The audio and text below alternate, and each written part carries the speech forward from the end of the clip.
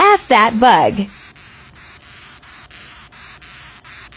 That is Hexatricha pulverulenta, also known as the squeaking longhorn beetle, and it's kind of terrifying. That lovely squeaking noise you had is actually known as stridulation, and it's where they rub different parts of their bodies to make very loud and unpleasant noises, usually when they're scared. There are actually quite a few different species of longhorn beetles that make those very unpleasant noises, but that's one of the most well known, and they're actually pretty large. They can live for almost 4 years, and thankfully they hate flying.